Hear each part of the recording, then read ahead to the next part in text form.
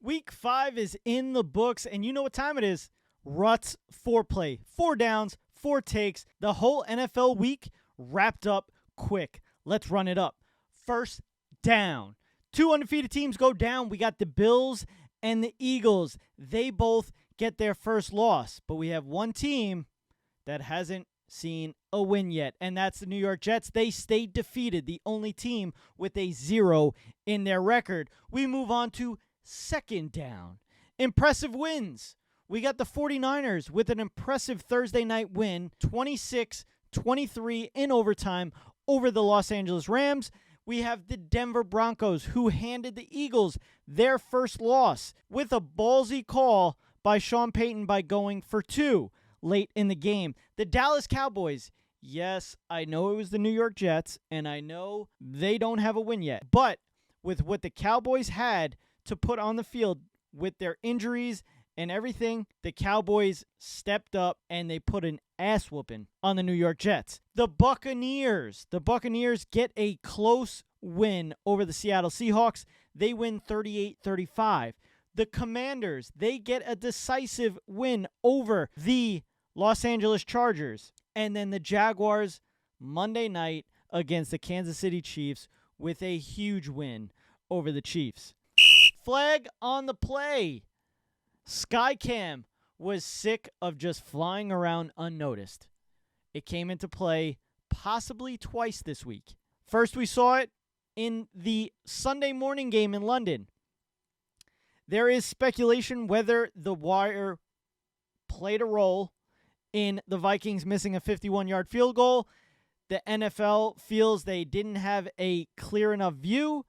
Also, if you look at some of the All-22, it seems like the sky cam was maybe 25 yards back. There was no way that it could have hit it, but who knows?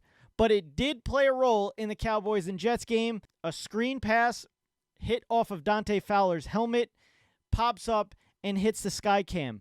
It was ruled incomplete. Mike Florio of Pro Football Talk, he came out and said that the refs got this one wrong. It should have been a do-over. And the Jets could have thrown the red flag to challenge it, but they didn't. Before we get to third and fourth down, my promo code was upgraded. Go to 500level.com, use promo code RUTS30 for 30% off. That's RUTS 30 for 30% off. Everything site-wide. Let's get back to it. Third down. Bunch of bad team matchups. How about that? We had the Giants and the Saints. We had the Titans and the Cardinals. We had the Dolphins and the Panthers. The best game out of this one? The Titans and the Cardinals. The Cardinals absolutely blow it. The Titans get their first win on the season. The Giants had a little bit of the Butterfingers. Big turnovers led to a loss in New Orleans to the Saints. And the Dolphins and the Panthers. Dolphins heading into the fourth quarter with a lead just to give it away to the Carolina Panthers. Bryce Young played well down the stretch. Fourth down. Time to hit the panic button. We got some teams that are on the brink of panicking. 3 teams. The Chargers. 2 straight losses.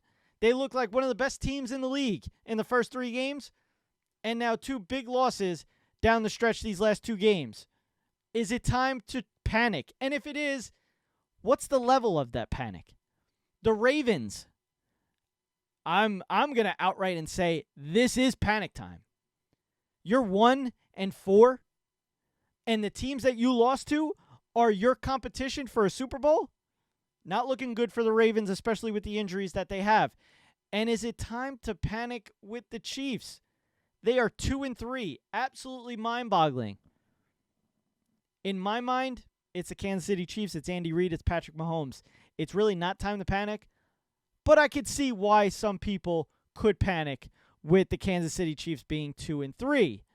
How'd your Week 5 go? Drop the comments below. Let me know how your team did in Week 5. That was Ruts Foreplay.